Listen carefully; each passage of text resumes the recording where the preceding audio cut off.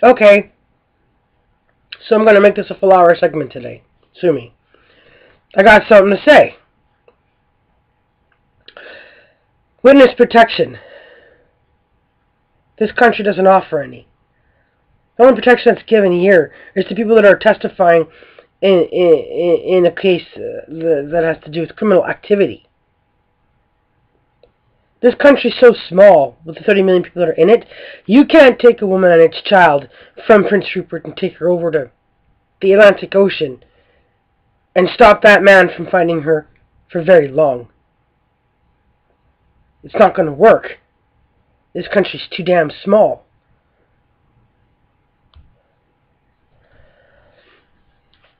I'm now in the same town as him, fighting to get my gun license released to me again so I could protect myself. So I have a gun in my house. I was lucky that I had landlords when I was living in BC that didn't have a problem with me having a gun in the apartment I was living in, because I feared for my life. I do fear for my life. But I thought I had a man in my life that was going to protect me from him, from that ongoing sociopathic behavior. I was so disappointed when he failed to stand up to protect me, to be that person in my life, to keep me safe from him. I was just floored. Oh my gosh, it's still happening. He's still abusing me, even though we're divorced. Do you know? I was here, I think it was in 2007 or something. And he took my daughter's bike seat because I was riding her bike and it broke. And he goes into my face in front of our child. You broke it. You fix it. I couldn't take my daughter and run. No safety. There was nowhere to go with her to get away. All I could do was bite my tongue, stand back, compose myself. I mean, she had to witness what went on between us that day. Of course, she's got selective memory. There's just things she doesn't want to remember because she wants to think there's good things about both of her parents. Well, you know what? No, sometimes there just isn't good things about both your parents. You were the only good thing he's ever made, Destiny.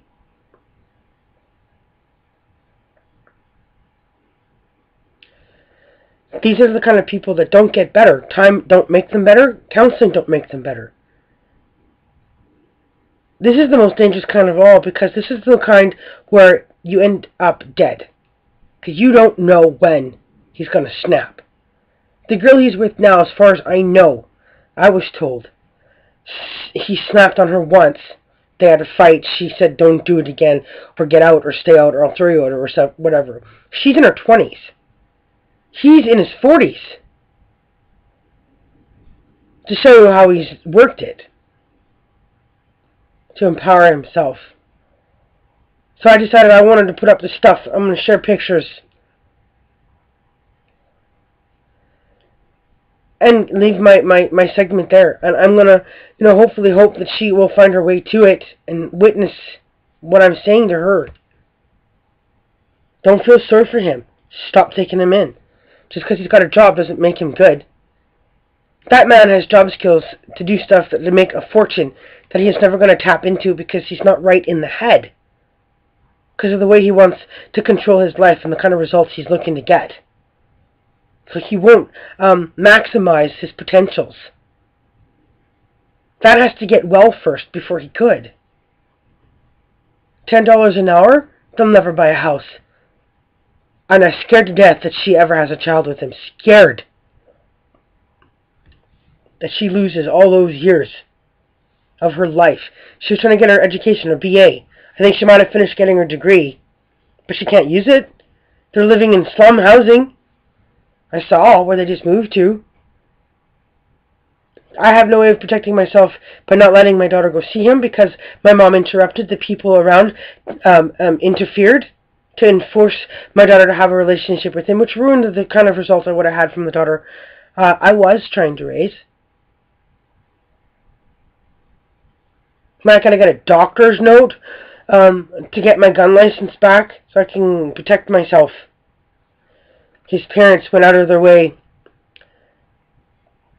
to do what they could to try to protect themselves. I guess maybe they thought maybe I was going to be so, stark raving mad one day I'd go into their house and want to kill them or something because they, called the police on me for being in love with their son. That's absurd. I don't behave like that. That's what this is for. I can express myself. That's what the poetry is for. That's what going to the gym is for. That's what swimming is for. That's what overeating is for. That's what ice cream is for. That's what chocolate's for. I haven't been held since I was 9 years old by anybody loving me. I have been the one doing the holding. I am the one that's been giving out the love. When I spent those 3 days with him, I respected his boundaries. I respected his heart. I saw the beautiful person that he was and the love he could have given to somebody. And that person wanting his love was me. And I asked him, I took the time, can I hold you?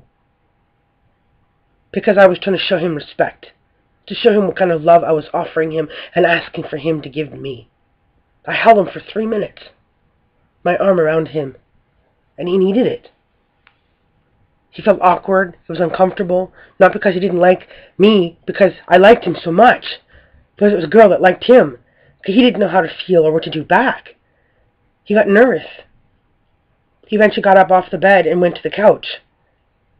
And instead of holding me back with his other arm and staying the night. When he kissed me and I kissed him back, he didn't, take the lead stronger. He was timid. Because of the timidness and because of whatever happened after that with his parents, it changed the way things should be between us today. He could have just lied there on the mattress under the table and spent the whole night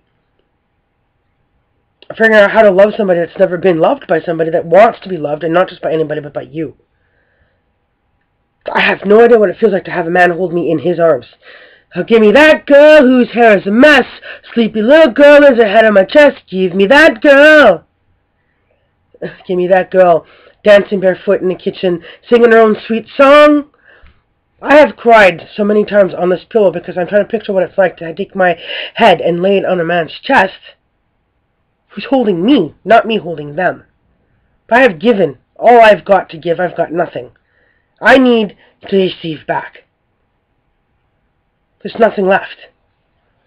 But if there was witness protection, I could have left a long time ago with my children, whether being transferred to the States and given a new name, new identity, new life. The people I've reached out to and asked for help from, if they had provided the help I needed, I could have had a beautiful establishment with my child, my oldest daughter, the one I should still only have. Unless I had one with him, which of course didn't happen. But I don't blame his timidness for everything, obviously. I love the fact that he was timid. He was slow. Just not this slow. That was a huge mistake. I would have been his best friend for 7 years if that's what it took to move to the next level. I would have been that patient. I would have been there. To just be able to wrap my fingers in his hand. To show him the love his parents didn't know how to show themselves, much less their kids. Children deserve to see happy, functioning people.